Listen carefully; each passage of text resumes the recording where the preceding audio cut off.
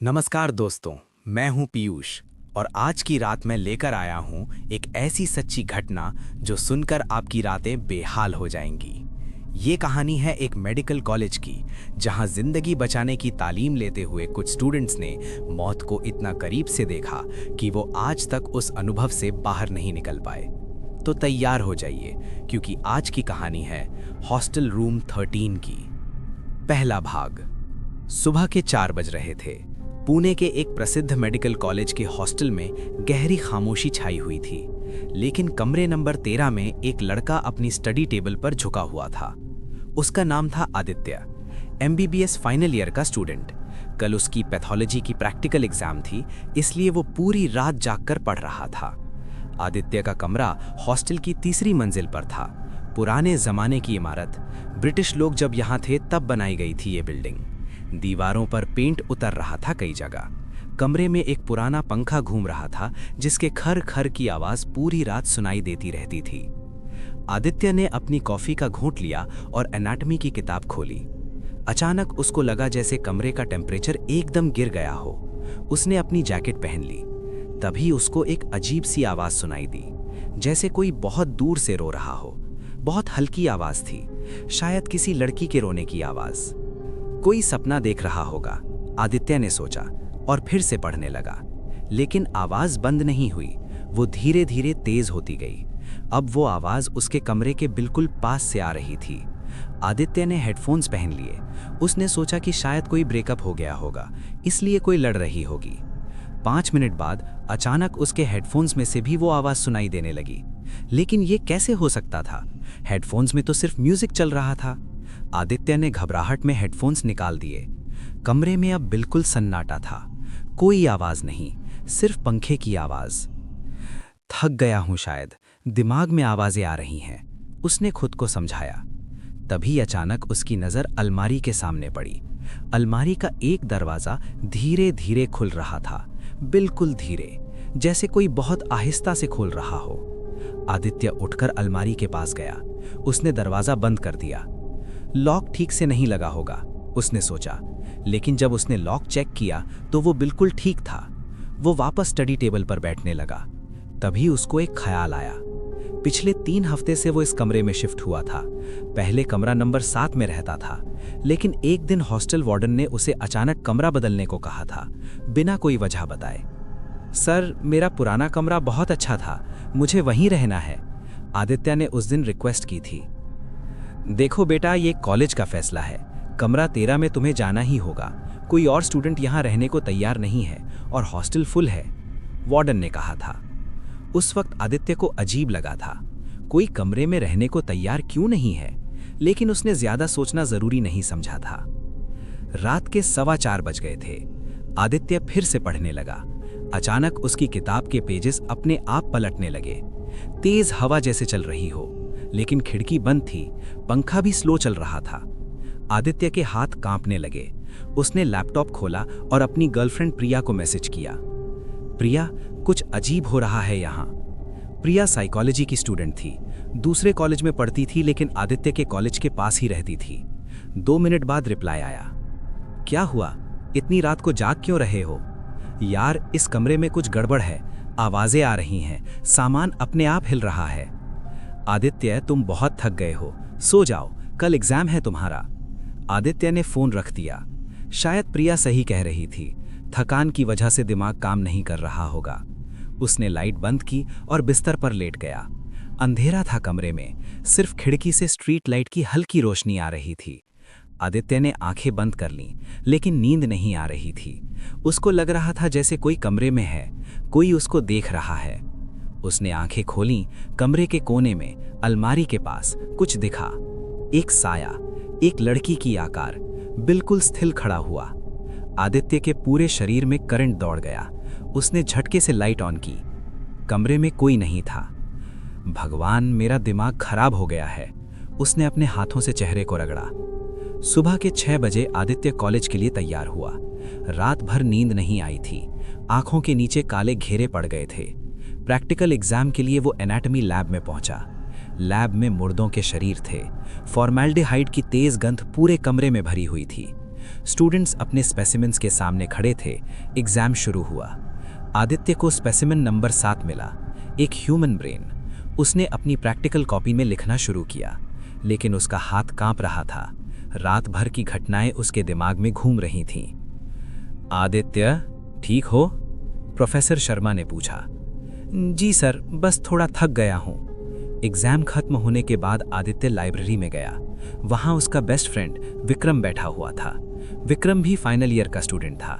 वो medical photography में interest रखता था। हमेशा अपने साथ एक कैमरा रखता था।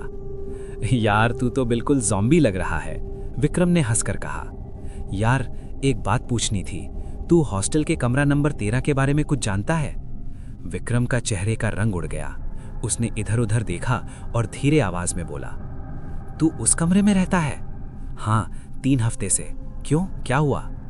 यार, वो कमरा, वहाँ कुछ ठीक नहीं है। मेरे एक सीनियर थे, राहुल नाम था उनका। 2 साल पहले वो उसी कमरे में रहते थे। एक दिन सुबह उनका बॉडी मिला था। खुद को मार लिया था उन्होंने, फांसी लगा ली थी। आदित्य के हाथ पैर ठंडे हो गए। क्या? और ये बात मुझे पहले क्यों नहीं बताई? मुझे लगा तू जानता होगा। कॉलेज में सब जानते हैं, इसलिए कोई उस कमरे में रहना नहीं चाहता। हर साल कोई ना कोई नया स्टूडेंट वहां डाल देते हैं वार्डन लोग। लेकिन राहुल ने ऐसा क्यों किया? यही तो मिस्ट्री है। वो ब्रिलियंट स्टूडेंट था, टॉपर था हमारे बैच में। अचानक एक रात कुछ हो गया। लोग कहते हैं उसने उस कमरे में कुछ देखा था, कुछ ऐसा जो उसे बर्दाश्त नहीं हुआ। आदित्य को चक्कर आने लगा। वो चेयर पर बैठ गया। यार, कल रात से मेरे साथ भी अजीब चीजें हो रही हैं। आवाजें आ रही हैं, सामान अपने आप हिल रहा है। रात को एक साया दिखा। विक्रम ने उसकी तरफ देखा। यार, तू वहां से निकल जा, आज ही। वार्डन से बात कर, कोई और कमरा ले ले। वार्डन तो पहले ही मना कर चुके हैं, कहते हैं हॉस्टल फुल है। विक्रम कुछ सोचने लगा, फिर बोला, देख, एक काम करते हैं, आज रात मैं तेरे साथ रहूंगा। हम दोनों मिलकर पता लगाते हैं कि सच में कुछ हो रहा है या तेरा दिमाग। शाम को 7 बजे विक्रम अपने साथ एक बैग लेकर आदित्य के कमरे में आया। बैग में उसका कैमरा, लैपटॉप और कुछ रिकॉर्डिंग इक्विपमेंट था। अगर सच में कुछ सुपर नेचुरल है तो मैं उसकी रिकॉर्डिंग करूंगा। लेकिन तू तो पैरानॉर्मल चीजों में बिलीव नहीं करता, लेकिन साइंटिफिक इन्वेस्टिगेशन में बिलीव करता हूं। चलो देखते हैं क्या होता है। रात के 9 बजे तक दोनों पढ़ाई करते रहे। फिर पिज्जा मंगवाया। कुछ नॉर्मल सा लग रहा था। कमरे में कोई अजीब चीज नहीं हो रही थी। देखा, कुछ नहीं हो रहा, विक्रम ने कहा। तू सच में बहुत थक गया था, हेल्यूसिनेशन था वो। आदित्य को भी लगने लगा कि शायद विक्रम सही कह रहा था। रात के 11 बज गए। विक्रम ने अपना कैमरा सेटअप किया। रूम के अलग अलग कोनों में रिकॉर्डिंग डिवाइसेस लगाए। चलेगा रात भर रिकॉर्डिंग, कल सुबह चेक करेंगे कि कुछ स्ट्रेंज दिखा या नहीं। 12 बजे दोनों सो गए। आदित्य को लग रहा था जैसे एक बोझ उतर गया, आज अच्छी नींद आएगी। लेकिन रात के 2 बजे आदित्य की नींद खुली।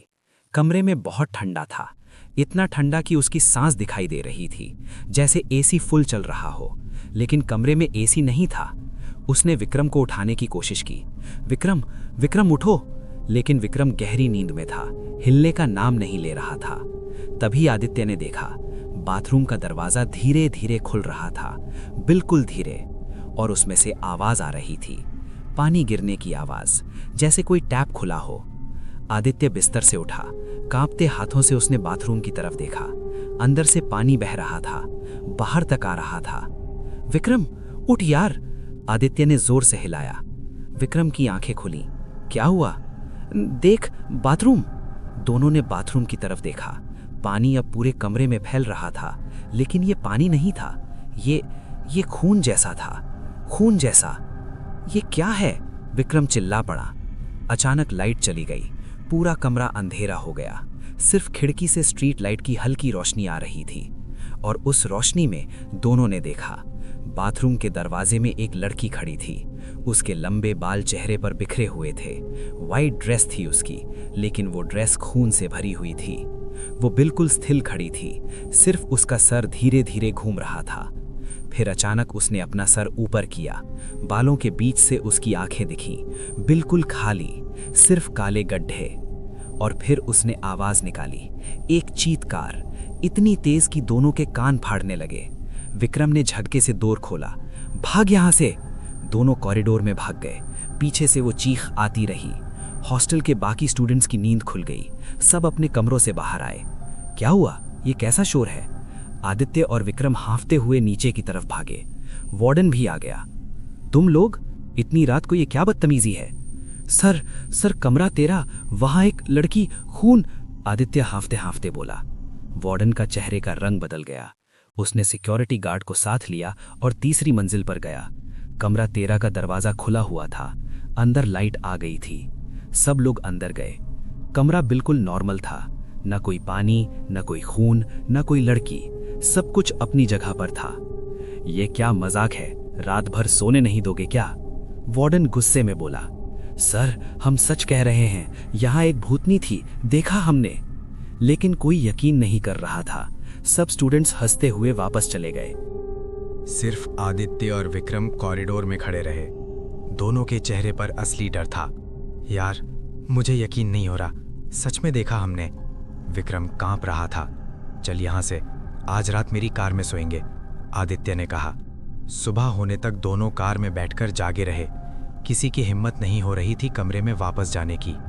जब सूरज निकला, आदित्य ने फैसला किया, मुझे पता करना होगा कि वो लड़की कौन थी, क्यों वो उस कमरे में है और क्यों राहुल ने खुद को मारा था। विक्रम ने सर हिलाया। हाँ यार, अब तो जानना जरूरी है, वरना हम सच में पागल हो जाएंगे। दोनों लाइब्रेरी में गए, पुराने न्यूज़पेपर्स चेक करने लगे। 2 घंटे बाद उन्हें एक न्यूज़ मिली, 2022 की। Medical students suicide in college hostel. Rahul Sharma 24 found dead in room number 13। लेकिन इससे ज्यादा कुछ नहीं लिखा था। फिर विक्रम को एक ख्याल आया, यार हमें डॉक्टर मल्होत्रा से मिलना चाहिए। कौन doctor Malhotra? Retired professor, anatomy department में थे पहले। सुना है वो इस कॉलेज में 30 साल से हैं। अगर किसी को कुछ पता होगा तो उन्हें होगा। शाम को दोनों डॉक्टर मल्होत्रा के घर पहुंचे। वो कॉलेज के पास ही रहते थे।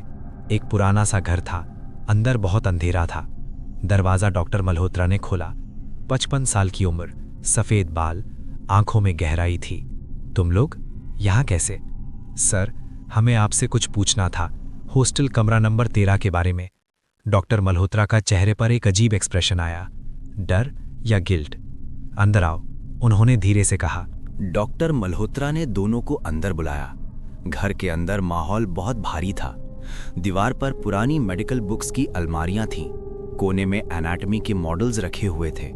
एक ह्यूमन स्केलेटन भी था। बैठो, उन्होंने सोफे की तरफ इशारा किया। आदित्य और विक्रम बैठ गए। डॉक्टर मल्होत्रा उनके सामने कुर्सी पर बैठे। उनकी आंखें कुछ सोच रही थीं, जैसे वो कोई फैसला ले रहे हों। तब दोनों ने कमरा 13 में कुछ देखा है? उन्होंने धीरे से पूछा। आदित्य ने पूरी बात बताई, रात की आवाजें, अलमारी का खुलना और कल रात जो बाथरूम में हुआ था। डॉक्टर मल्होत्रा ने लंबी सांस ली। मैं जानता था कि एक दिन कोई ना कोई आ ही जाएगा सच जानने। सर, वो लड़की कौन थी? विक्रम ने पूछा। डॉक्टर मल्होत्रा उठे, अलमारी से एक पुरानी फाइल निकाली। उसमें न्यूज़पेपर कटिंग्स थीं, फोटोज थीं। उसका नाम था काव्या। 1998 में यहाँ MBBS फर्स्ट ईयर में आई थी। बहुत होशियार लड़की थी, टॉपर। सब उसे पसंद करते थे। उन्होंने एक फोटो दिखाई, एक सुंदर सी लड़की, लंबे बाल, मुस्कुराती हुई, वाइट ड्रेस में। आदित्य के रोंगटे खड़े हो गए। ये वही लड़की है, बाथरूम में दिखी थी। हाँ, वही है, लेकिन अब वो रूह है, अटका हुआ है उस कमरे में। क्या हुआ था उसके साथ? विक्रम ने फाइल की तरफ देखा। डॉक्टर मल्होत्रा की आंखों में आंसू आ गए। मेरे गुनाह का नतीजा है वो। मैं जिम्मेदार हूं उसकी मौत के लिए। दोनों स्टूडेंट्स चौंक गए। डॉक्टर मल्होत्रा बैठ गए, अपना चेहरा हाथों में छुपाकर बोले, 1998 में मैं यहाँ एनाटॉमी का प्रोफेसर था। जवान था, एम्बिशियस, रिसर्च में इंटरेस्टेड था। लेकिन मेडिकल रिसर्च के लिए उस वक्त रूल्स बहुत स्ट्रिक्ट थे। ह्यूमन एक्सपेरिमेंटेशन बिल्कुल इलीगल थी। लेकिन मेरी रिसर्च इंपॉर्टेंट थी। मैं ब्रेन की एक नई टेक्निक पर काम कर रहा था। मुझे जिंदा ब्रेन पर टेस्ट करने की जरूरत थी। एनिमल्स पर टेस्ट सफल हो चुका था, अब इंसान पर टेस्ट करना था। आदित्य का मुंह खुल गया। आपने इंसान पर इलीगल एक्सपेरिमेंट किया? डॉक्टर मल्होत्रा ने सर हिलाया। काव्या बहुत होशियार थी। फर्स्ट ईयर में ही उसने मुझे इम्प्रेस कर दिया था। मैं उसे अक्सर अपनी लैब में बुला लेता था। एक्स्ट्रा क्लासेस के बहाने। वो मुझ पर ट्रस्ट करती थी। एक बार मैंने उसे कहा कि मैं एक नई टेक्निक ट्राई कर रहा हूँ, उसे थोड़ा एनेस्थीसिया दूंगा और ब्रेन की एक्टिविटी रिकॉर्ड करूंगा, बस 1 घंटे का प्रोसीजर। उसने मान लिया। 15 अक्टूबर 1998 शाम को 6 बजे। वो हॉस्टल कमरा 13 में रहती थी। मैंने उसे वहां बुलाया। सोचा था कि हॉस्टल में कोई शक नहीं करेगा, सब समझेंगे वो सो रही है। मैंने उसे एनेस्थीसिया दिया, फिर सर्जरी शुरू की। लेकिन कुछ गलत हो गया, बहुत गलत। ब्रेन में ब्लीडिंग शुरू हो गई। मैं रोक नहीं पाया। काव्या मर गई, वहीं ऑपरेटिंग टेबल पर। कमरे में सन्नाटा छा गया, सिर्फ घड़ी की टिक टिक की आवाज आ रही थी। फिर आपने क्या किया? आदित्य की आवाज कांप रही थी। मैं घबरा गया। अगर ये बात बाहर आती तो मेरी जिंदगी बर्बाद हो जाती, जेल होती, करियर खत्म। मैंने बहुत बुरा काम किया। मैंने उसकी बॉडी को बाथरूम में छुपाया। रात भर मैं सोचता रहा कि क्या करूं। सुबह तक मैंने एक प्लान बनाया। मैंने उसकी बॉडी को एक बड़े बैग में डाला। कॉलेज के बेसमेंट में एनाटॉमी डिपार्टमेंट का एक पुराना स्टोर रूम है, वहां मैंने उसकी बॉडी रख दी, फॉर्मेल्डिहाइड के जार्स के बीच। विक्रम की हालत खराब हो गई। वो बाथरूम की तरफ भागा और उल्टी करने लगा। डॉक्टर मल्होत्रा रोकर बोले, कॉलेज में उसकी मिसिंग रिपोर्ट हुई, पुलिस इन्वेस्टिगेशन हुई, लेकिन कोई पता नहीं चला। सबने सोचा शायद वो घर भाग गई या कोई एक्सीडेंट हुआ। केस ठंडा पड़ गया। लेकिन काव्या की आत्मा शांत नहीं हुई। वो कमरा 13 में अटकी रही, जहां उसकी मौत हुई थी। अगले साल उस कमरे में एक लड़का रहने आया। उसने भी कुछ देखा। वो इतना डर गया कि उसने कॉलेज छोड़ दिया। फिर कई स्टूडेंट्स आए, सबके साथ कुछ ना कुछ होता रहा। लेकिन सबसे ज्यादा क्या हुआ? आदित्य ने पूछा। सबसे ज्यादा कुछ हुआ राहुल के साथ 2022 में। वो ब्रिलियंट स्टूडेंट था, मेरे जैसा, रिसर्च में इंटरेस्ट रखता था। मैंने उसे अपना स्टूडेंट बना लिया, उससे अपनी सारी टेक्निक सिखाई। एक दिन उसने मुझसे कहा कि वो बेसमेंट के स्टोर रूम में कुछ एनाटॉमी स्पेसिमेंस देखना चाहता है। मैंने उसे चाबी दे दी। वो अकेला वहां गया और उसने वहां काव्या की बॉडी देखी, फॉर्मेल्डिहाइड जार में, परफेक्टली प्रिजर्व्ड, जैसे कल ही मरी हो। वाइट ड्रेस में, लंबे बाल, आंखें बंद। काव्या। राहुल मुझे जानता था, उसने सब समझ लिया। वो मेरे पास आया, बोला कि वो पुलिस को बताएगा। मैंने उसे समझाया, रिक्वेस्ट की, पर वो नहीं माना। फिर मैंने उससे धमकी दी। बोला कि अगर उसने किसी को बताया तो मैं उसकी जिंदगी बर्बाद कर दूंगा। मैं कॉलेज में इतना इन्फ्लुएंशियल था कि ये करना मेरे बस में था। लेकिन राहुल को गिल्ट होने लगा। वो कमरा 13 में रहता था, वही कमरा जहां काव्या मरी थी। काव्या की आत्मा उसे भी दिखी हर रात। उसने उसे परेशान करना शुरू किया, क्योंकि राहुल जानता था सच, लेकिन कुछ कर नहीं पा रहा था। 1 महीने तक ये चलता रहा।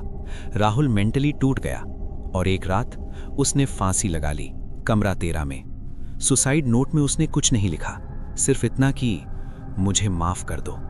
किसको माफ कर दो?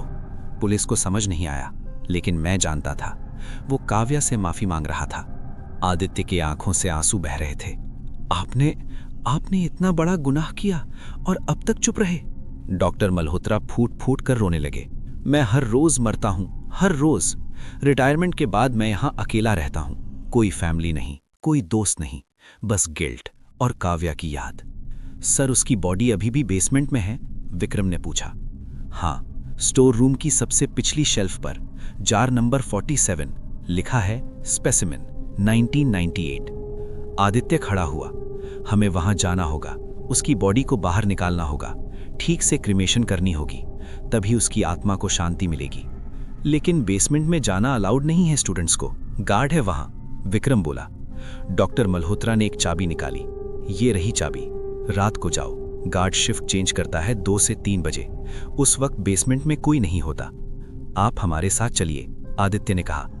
नहीं बेटा, मुझे अब हिम्मत नहीं है। तुम जाओ, काव्या को उसकी आज़ादी दो, यही मेरी आखिरी रिक्वेस्ट है। रात के 1:15 बजे आदित्य और विक्रम कॉलेज के बेसमेंट के पास पहुंचे। दोनों के हाथ में टॉर्च थी। विक्रम ने कैमरा भी साथ लिया था। यार, मुझे बहुत डर लग रहा है, विक्रम बोला। मुझे भी, लेकिन काव्या को शांति देने के लिए ये करना जरूरी है। बेसमेंट का दरवाजा खोले। अंदर से ठंड और फॉर्मेल्डिहाइड की गंध आ रही थी। दोनों अंदर गए। लंबे कॉरिडोर थे, दोनों तरफ से एनाटॉमी डिपार्टमेंट के पुराने स्पेसिमेंस रखे हुए थे। Human body parts, preserved organs, dimly light थी। स्टोर रूम लास्ट में है, आदित्य ने कहा। दोनों आगे बढ़ने लगे। हर कदम पर उनके दिल की धड़कन तेज हो रही थी। कॉरिडोर के एंड में एक दरवाजा था, लिखा था स्टोरेज, ऑथराइज्ड पर्सनल ओनली। चाबी डाली, दरवाजा खुला। अंदर बहुत बड़ा कमरा था, शेल्फ्स पर शेल्फ्स, हजारों जार्स, ह्यूमन बॉडी पार्ट से भरे हुए। 447 ढूंढना होगा। विक्रम ने टॉर्च चलाई। दोनों अलग अलग तरफ गए, नंबर्स चेक करते रहे। 23, 34, 39। यार ये देख, विक्रम ने एक तरफ इशारा किया। सबसे पिछली शेल्फ, टॉप कॉर्नर में एक बड़ा सा जार, लिखा था स्पेसिमेन 1998, 47। आदित्य और विक्रम दोनों उसके पास पहुंचे। टॉर्च की रोशनी जार पर पड़ी और उनकी सांसें रुक गईं। जार के अंदर एक लड़की का पूरा शरीर था, फॉर्मेल्डिफाइड में डूबा हुआ, परफेक्टली प्रिजर्व्ड, जैसे कल ही मरी हो। व्हाइट ड्रेस में, लंबे बाल, आंखें बंद। काव्या। भगवान, आदित्य की आवाज फूटी। तभी अचानक लाइट्स चली गईं। पूरा बेसमेंट अंधेरा हो गया, सिर्फ उनकी टॉर्चें जल रही थीं। क्या हुआ? Power cut? विक्रम ने देखा, लेकिन फिर एक आवाज आई बिल्कुल पास से, एक लड़की की आवाज। तुम आखिर आ ही गए। दोनों ने टॉर्च घुमाकर देखा। काव्या खड़ी थी उनके बिल्कुल सामने, व्हाइट ड्रेस, खून से भरी, चेहरे पर बाल, लेकिन अब वो ज्यादा क्लियर थी, ज्यादा रियल। इतने साल मैं इंतजार करती रही कि कोई आएगा, कोई सच जान जाएगा। विक्रम की टॉर्च हाथ से गिरने लगी, लेकिन आदित्य ने हिम्मत करके कहा, काव्या, हम जानते हैं क्या हुआ तुम्हारे साथ। डॉक्टर मल्होत्रा ने सब बता दिया। हम तुम्हारी हेल्प करने आए हैं। काव्या का सर झुका हुआ था। धीरे धीरे वो आगे बढ़ी। उसके कदम की कोई आवाज नहीं आ रही थी, जैसे वो जमीन पर नहीं, हवा में चल रही हो। हेल्प? अब कोई हेल्प नहीं हो सकती। मैं मर चुकी हूं, मेरी जिंदगी छीन ली गई। मेरा सपना, मैं डॉक्टर बनना चाहती थी, लोगों की जान बचाना चाहती थी, लेकिन मुझे ही एक्सपेरिमेंट की तरह यूज किया गया। उसकी आवाज में इतना दर्द था कि आदित्य के आंसू निकल आए। काव्या, प्लीज हमें बताओ, हमें क्या करना चाहिए? तुम्हें शांति कैसे मिलेगी? काव्या ने जार की तरफ देखा। मेरी बॉडी मुझे वापस चाहिए। मैं उससे अलग हो गई हूं, इसलिए मैं भटकती रहती हूं। अगर मेरा शरीर ठीक से जल जाए तो शायद मैं मुक्ति पा सकूं। हम ये कर देंगे, प्रॉमिस, आदित्य ने कहा। तभी अचानक दरवाजा खुला। गार्ड की आवाज आई, कौन है वहां? लाइट्स आ गईं। गार्ड टॉर्च लेकर अंदर आ रहा था। आदित्य और विक्रम ने देखा, काव्या गायब हो चुकी थी। तुम लोग यहाँ क्या कर रहे हो? ये रिस्ट्रिक्टेड एरिया है। गार्ड गुस्से में चिल्ला पड़ा। अंकल प्लीज एक बार सुनो, विक्रम ने रिक्वेस्ट की, लेकिन गार्ड ने वॉकी टॉकी से सिक्योरिटी को कॉल कर दिया। इंट्रूडर्स इन बेसमेंट, कम क्विक।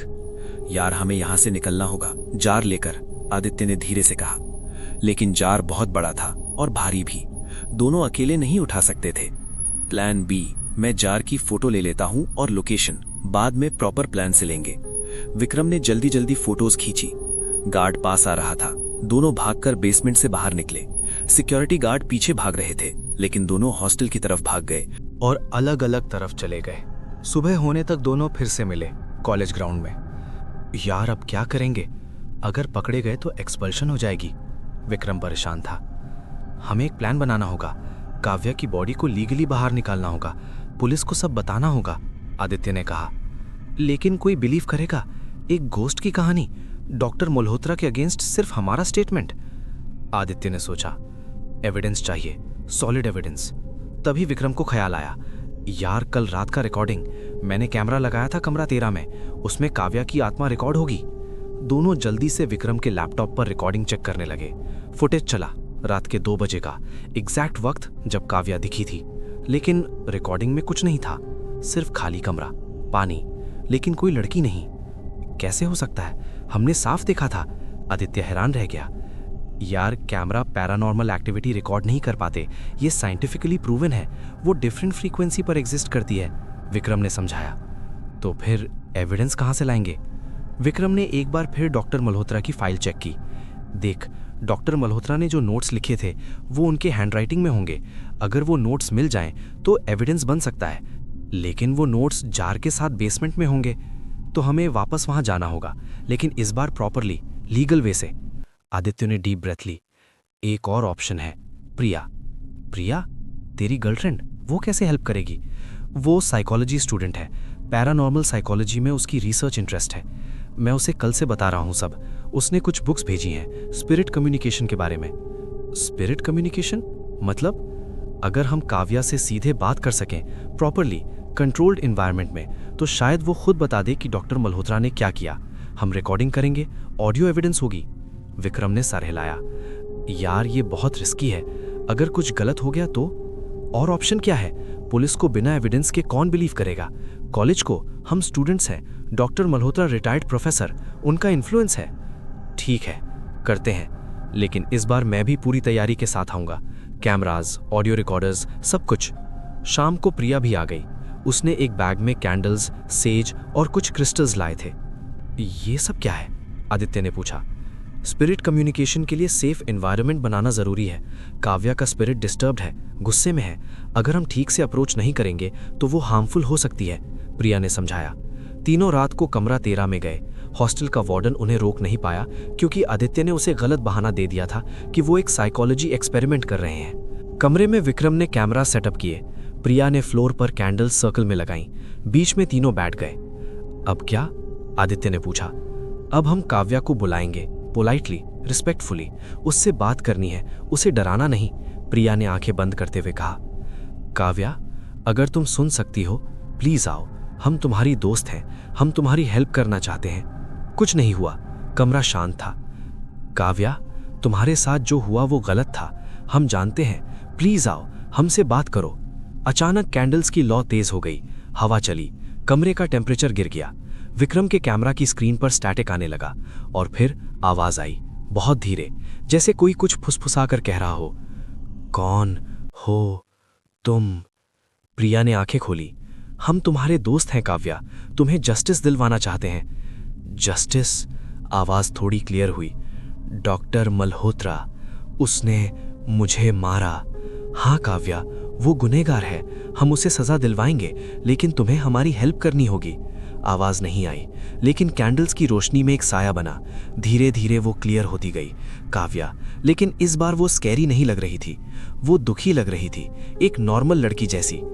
मैं थक गई हूं, इतने साल भटकती रही, कमरा केरा, यही मेरा जेल बन गया।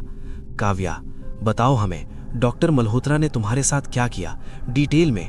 ये रिकॉर्डिंग हो रही है, हम इसे एविडेंस के तौर पर यूज करेंगे। काव्या ने अपनी पूरी कहानी बताई। 15 अक्टूबर 1998 की वो शाम, कैसे डॉक्टर मल्होत्रा ने उसे बुलाया, एनेस्थीसिया, सर्जरी, दर्द, मौत। मुझे होश आ गया था सर्जरी के बीच में, एनेस्थीसिया कम था। मैं चिल्लाई, बहुत चिल्लाई, लेकिन उन्होंने मेरा मुंह बंद कर दिया। कहते रहे बस थोड़ा और, एक्सपेरिमेंट सक्सेसफुल होगा। लेकिन खून बहुत बह रहा था, मैं मर रही थी, और वो अपने नोट्स लिख रहे थे, एक्सपेरिमेंट की डिटेल्स। उन्हें मेरी जान से ज़्यादा अपना रिसर्च इंपॉर्टेंट था। तीनों के आंसू निकल रहे थे। और जब मैं मर गई तो उन्होंने मेरी बॉडी को बाथरूम में फेंका, जैसे मैं कोई कचरे की तरह थी। फिर बेसमेंट में, जार में। मैं देखती रही सालों तक। स्टूडेंट्स आते थे, स्पेसिमेंस देखते थे, मुझे देखते थे, लेकिन किसी को पता नहीं चलता था कि मैं काव्या हूँ, वो मिसिंग गर्ल। विक्रम ने रिकॉर्डिंग चेक की, सब कैप्चर हो रहा था, ऑडियो क्लियर आ रहा था। काव्या, ये रिकॉर्डिंग हम पुलिस को देंगे, डॉक्टर मल्होत्रा को जेल होगी, प्रॉमिस। लेकिन एक और बात बताओ, राहुल के साथ क्या हुआ? तुमने उसे परेशान क्यों किया? काव्या चुप हो गई, फिर धीरे से बोली, राहुल वो अच्छा लड़का था, उसने मुझे देखा जार में, सच जाना। वो डॉक्टर मल्होत्रा के पास गया, लेकिन डॉक्टर मल्होत्रा ने उसे डरा दिया। राहुल वो रोज इस कमरे में आता, गिल्ट से मरता, कहता काव्या मुझे माफ कर दो, मैं कुछ नहीं कर पा रहा। मैं उससे दूर करना चाहती थी, इस कमरे से, यहाँ से भगा देना चाहती थी, लेकिन वो नहीं गया। और एक रात वो फैन से लटक गया। ये तुम्हारी गलती नहीं थी काव्या, वो डॉक्टर मल्होत्रा की गलती थी, सभी गुनाह उसके हैं। लेकिन मैं एक और जान ले बैठी, राहुल, बेचारा राहुल। नहीं काव्या, राहुल ने खुद फैसला लिया, वो मेंटली वीक हो गया था, तुमने उसे मारा नहीं, गिल्ट ने मारा। अचानक दरवाजा खुला, वार्डन खड़ा था, गुस्से में। ये क्या हो रहा है यहाँ? मैंने कैंडल्स जलाने से मना किया था। लेकिन उसकी नज़र काव्या पर पड़ी, वो साया, वो लड़की, वार्डन की चीख निकली। वो गिर पड़ा वहीं। काव्या गायब हो गई। तीनों वार्डन के पास गए। वो बेहोश था। उन्होंने उसे उठाया और मेडिकल रूम में ले गए। अगली सुबह वार्डन होश में आया, लेकिन वो कुछ बोल नहीं पा रहा था, शॉक में था। कॉलेज अथॉरिटीज को इन्फॉर्म किया गया।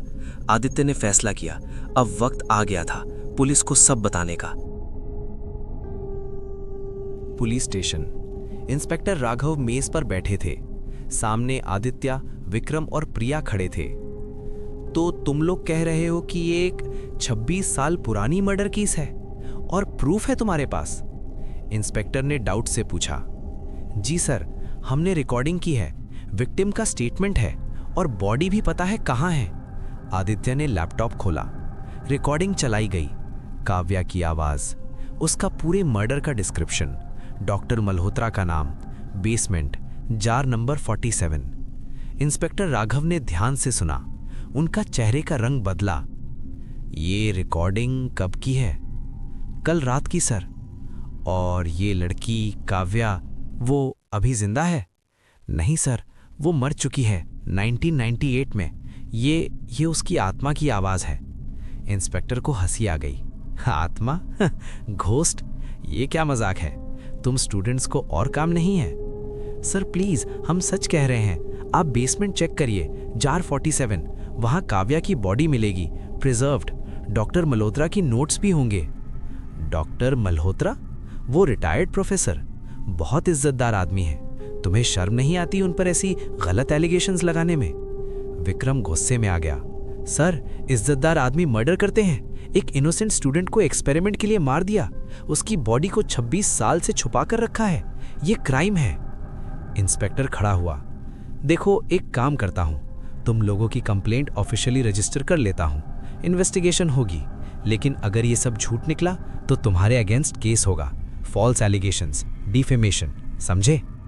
सर प्लीज जल्दी कीजिए, काव्या की आत्मा परेशान है, उसे शांति चाहिए। इंस्पेक्टर ने कांस्टेबल को बुलाया। राव, इनकी कंप्लेंट लिखो और कॉलेज के बेसमेंट की चेकिंग का ऑर्डर दो। कल सुबह टीम जाएगी। तीनों बाहर निकले। थक चुके थे, लेकिन उम्मीद भी थी। कल पता चल जाएगा। अगर जार मिल गई तो डॉक्टर मल्होत्रा की खैर नहीं, विक्रम ने कहा। लेकिन आदित्य परेशान था। यार, एक प्रॉब्लम है। डॉक्टर मल्होत्रा को अगर पता चल गया कि हम पुलिस के पास गए हैं तो क्या? वो जार को हटा सकता है या डिस्ट्रॉय कर सकता है। एविडेंस खत्म। प्रिया ने कहा, तो हमें आज रात ही बेसमेंट में जाना होगा, जार को अपने कब्जे में लेना होगा। कल पुलिस आएगी तो हम उन्हें डायरेक्टली जार दिखाएंगे। लेकिन सिक्योरिटी गार्ड, वो तो अब अलर्ट रहेगा। विक्रम ने प्लान बनाया। मैं गार्ड को बिजी रखता हूं, तुम दोनों बेसमेंट में जाओ, जार को निकालो, एक सेफ जगह पर छुपाओ, कल पुलिस को वहां ले जाएंगे। रात के 1 बजे ऑपरेशन शुरू हुआ। विक्रम गार्ड के पास गया, बहाना बनाया कि हॉस्टल में कोई चोर घुसा है। गार्ड हॉस्टल चेक करने चला गया। आदित्य और प्रिया बेसमेंट में घुसे। चाबी डॉक्टर मल्होत्रा से ली हुई थी। स्टोर रूम खोला। जार 47 वहां थी, काव्या की बॉडी फॉर्मेल्डिहाइड में फ्लोटिंग। यार, ये कितना हेवी है, हम कैसे ले जाएंगे? आदित्य ने जार को हिलाने की कोशिश की। ट्रॉली चाहिए, एनाटॉमी लैब में होगा, प्रिया ने कहा। प्रिया जल्दी से लैब से ट्रॉली लाई। दोनों ने जार को ट्रॉली पर रखा, धीरे धीरे बेसमेंट से बाहर निकाले। लेकिन तभी, रुको वहीं। पीछे से डॉक्टर मल्होत्रा की आवाज आई। वो खड़े थे, हाथ में एक गन थी। तुम्हें लगा मैं चुप रहूंगा? जब इंस्पेक्टर का फोन आया कि तुमने कंप्लेंट की है, तब समझ गया तुम लोग मेरे खत्म करने आए हो। सर, गन नीचे रखो, ये गलत है। गलत? मैंने एक गलती की थी 26 साल पहले, उसके लिए मैं हर रोज सजा भुगत रहा हूं। लेकिन अब तुम्हारी वजह से मेरा नाम, मेरी इज्जत सब खत्म हो जाएगा। नहीं, मैं ये नहीं होने दूंगा। डॉक्टर मल्होत्रा ने गन आदित्य की तरफ पॉइंट की। तभी अचानक लाइट्स चली गईं, पूरा बेसमेंट अंधेरा हो गया। और फिर एक चीख डॉक्टर मल्होत्रा की। जब लाइट्स आईं तो देखा काव्या खड़ी थी, डॉक्टर मल्होत्रा के बिल्कुल सामने। उसका हाथ डॉक्टर मल्होत्रा के गले पर था। तुमने मुझे मारा, अब तुम्हारी बारी। डॉक्टर मल्होत्रा की आंखें फूली हुई थीं, वो सांस नहीं ले पा रहा था। गन गिर गई उसके हाथ से। काव्या, नहीं, रुको, प्रिया चिल्लाई। अगर तुमने उसे मारा तो तुम भी गुनहगार बन जाओगी, तुम्हें कभी मुक्ति नहीं मिलेगी। काव्या ने प्रिया की तरफ देखा। उसकी आंखों में गुस्सा था, नफरत थी। ये आदमी, इसको सज़ा मिलनी चाहिए, मौत की सज़ा। हाँ मिलेगी, पुलिस देगी, कोर्ट देगा, लेकिन तुम मत दो प्लीज़ काव्या, तुम्हारे हाथ खून से मत भरो। काव्या ने डॉक्टर मल्होत्रा को छोड़ा। वो ज़मीन पर गिर गया, हांफता हुआ, रोने लगा। माफ़ कर दो मुझे काव्या, मैंने बहुत बड़ा गुनाह किया। मैं हर रोज़ मरता हूँ गिल्ट में। तुम्हारा गिल्ट, तुम्हारी रोने से कुछ नहीं होगा। मेरी ज़िंदगी वापस नहीं आएगी। मेरा सपना, मेरा फ्यूचर सब तुम छुन लिए। पुलिस की गाड़ी बेसमेंट के बाहर आ गई। इंस्पेक्टर राघव और उसकी टीम अंदर आई। उन्हें गार्ड ने फ़ोन करके बुलाया था जब उसने गनशॉट की आवाज़ सुनी थी। ये क्या चल रहा है यहाँ? इंस्पेक्टर ने देखा।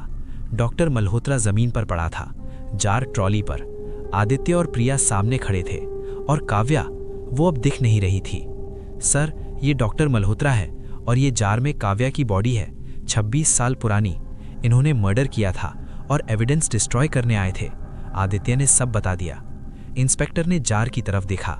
सच्ची में एक लड़की की बॉडी थी, प्रिजर्व्ड, वाइट ड्रेस। भगवान, इंस्पेक्टर शॉक्ड था। जार को फॉरेंसिक लैब भेजा गया। डॉक्टर मल्होत्रा को अरेस्ट कर लिया गया।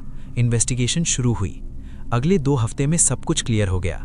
जार के साथ डॉक्टर मल्होत्रा के हैंड रिटन नोट्स मिले, एक्सपेरिमेंट की डिटेल्स, मर्डर की कन्फेशन। डीएनए टेस्ट से कंफर्म हुआ कि ये काव्या शर्मा की बॉडी है। Missing case 1998। काव्या के पेरेंट्स मर चुके थे, लेकिन उसके चाचा जिंदा थे। उन्होंने बॉडी क्लेम की। प्रॉपर अंतिम संस्कार का इंतजाम किया गया। आदित्य, विक्रम और प्रिया क्रीमेशन में शामिल हुए। जब काव्या की बॉडी को चिता पर रखा गया तब तीनों ने फील किया जैसे कि एक हल्की हवा चली, सुकून भरी, शांत। काव्या मुक्ति पा गई थी। डॉक्टर मल्होत्रा को लाइफ इम्प्रिजनमेंट की सजा हुई। Murder, illegal human experimentation, evidence tampering, सब चार्जेस। कोर्ट हियरिंग में जब आदित्य ने काव्या की ऑडियो रिकॉर्डिंग प्ले की तब पूरा कोर्टरूम चुप था। जज साहब के भी आंसू निकल आए थे। एक ब्रिलियंट स्टूडेंट, एक सपना देखने वाली लड़की, जिसे एक इंसान के एम्बिशन ने मार दिया। न्याय में बहुत देर हो गई, लेकिन देर आए दुरुस्त आए, जज ने अपने जजमेंट में कहा। हॉस्टल कमरा नंबर 13 को परमानेंटली बंद कर दिया गया।